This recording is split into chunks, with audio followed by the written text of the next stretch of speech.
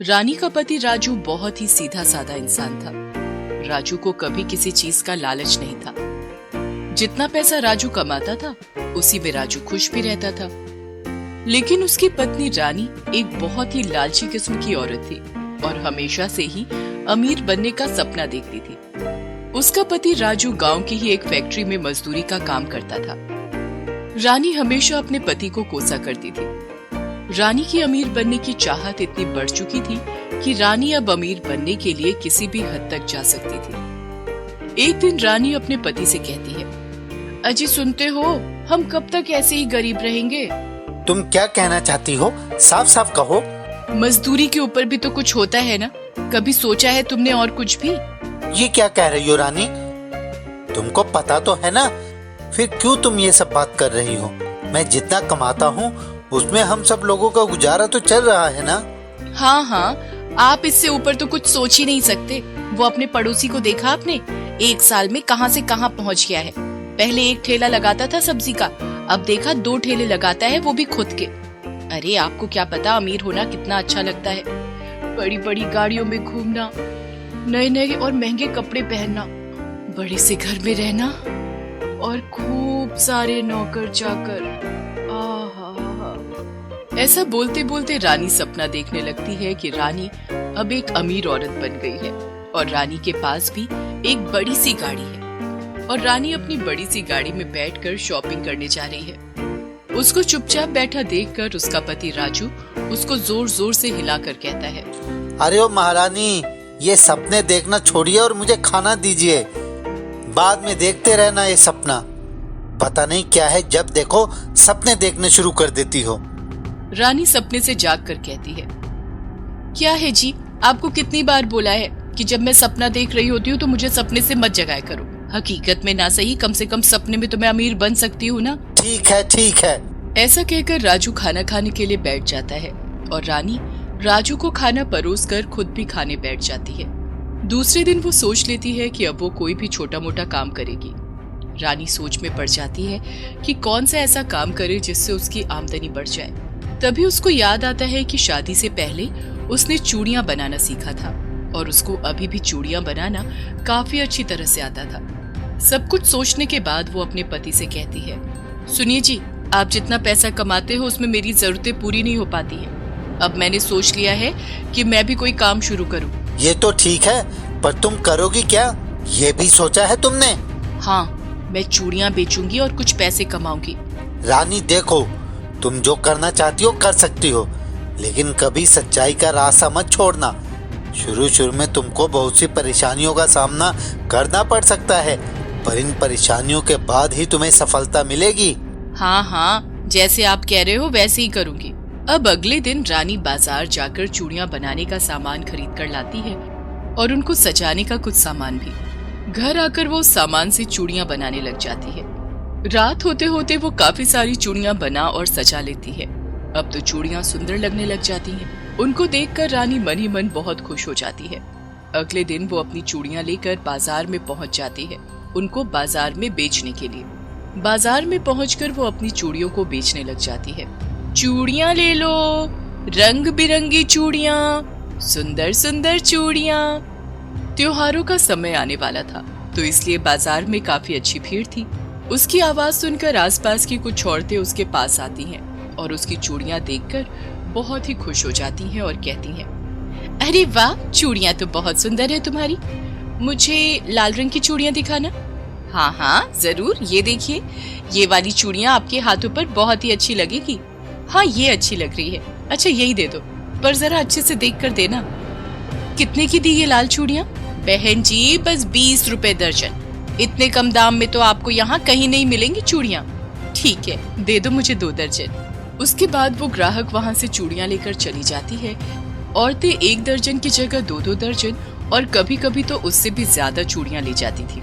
एक दिन उसकी सारी चूड़ियाँ बिक जाती हैं कि तभी एक औरत उसके पास आती है। बहन, चूड़ियाँ दिखाना। माफ करना बहन, आज तो सारी चूड़ियाँ बिक गई हैं। ओह अच्छा, कल थोड़ा ज्यादा चूड़ियाँ लाना बेचने के लिए। मैं कल इसी समय आऊंगी लेने। हाँ बहन, कल मैं और ज्यादा चूड़ियां लेकर आऊंगी। ऐसा कहकर रानी अपने घर आती है और घर आकर अपने पैसे गिनने लगती है और कहती है, अरे वाह, आज तो बहुत ज्यादा कमाई हुई मेरी, पर आज मेरी एक ग्राहक खाली हाथ चली गई। अब मैं ज्यादा चूड़ियां ले जाया करूंगी बेचने के लिए, ताकि मेरा कोई ग्राहक खाली हाथ ना जाए। दिन बीतते गए।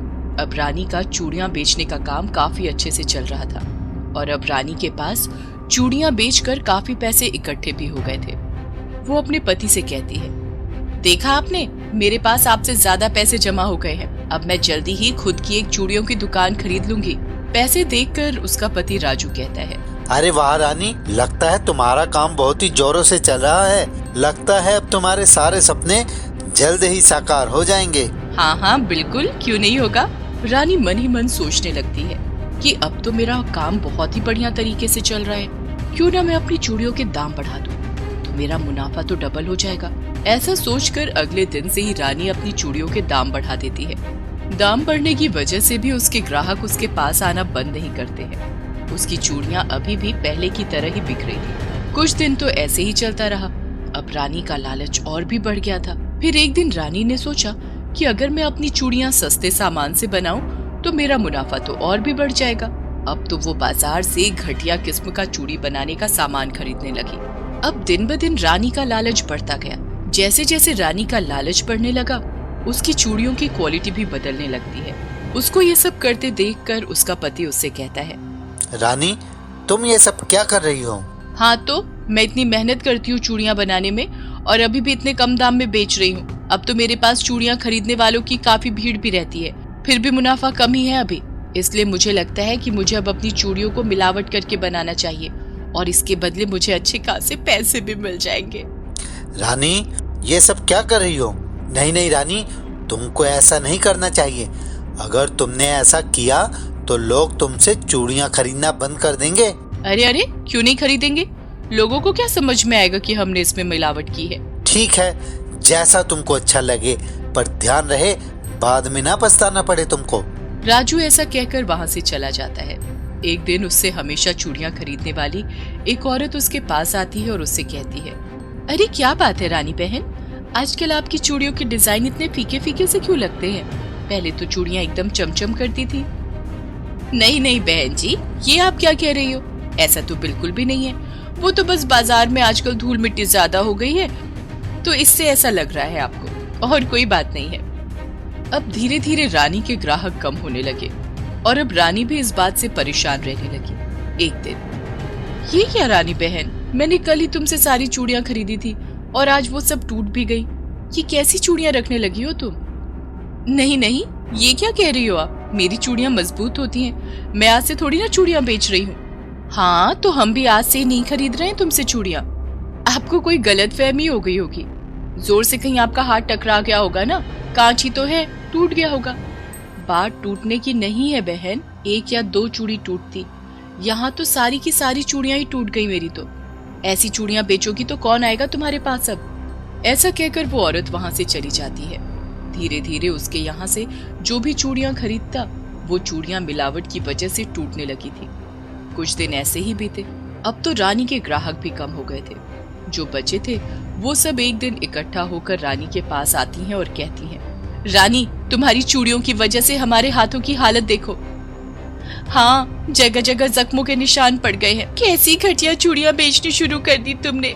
अगर तुमने ये घटिया चूड़ियां बेचना बंद नहीं किया तो हम तुम्हारी शिकायत पुलिस में कर देंगे। हाँ हाँ, ये सब बंद करना होगा तुमको, वरना हम सब पुलिस में तुम्हारी शिकायत कर देंगी। उन सब की बातें सुनकर रानी घबरा जाती है और कहती है, नहीं नहीं, ऐसा मत करिए, मैं आगे से ये सब नहीं करूंगी। इसके बाद वो सब औरतें वहां से चली जाती हैं। उन सब के जाने के बाद रानी अपने घर जाकर सारी बात अपने पति को बताती है। देखा रानी, आज तुम्हारे लालच की वजह से ये सब हो रहा है। मैंने तो तुमसे पहले भी ये सब करने को मना किया था। ज्यादा पैसा कमाने की चाह इंसान को अंधा बना देती है, इसलिए हमें जितना मिलता है उतने में ही संतोष करना चाहिए। हाँ, ये सब मेरे लालच के कारण ही हुआ है। मुझे तुम्हारी बात मान लेनी चाहिए थी। मुझसे गलती हो गई है, अब आगे से ऐसा कभी नहीं होगा। अब रानी को अपनी गलती का एहसास हो गया था और रानी अपने पति से माफी मांगती है और आगे से वो फिर से बिना मिलावट वाली चूड़ियां बनाकर बेचने लगती है।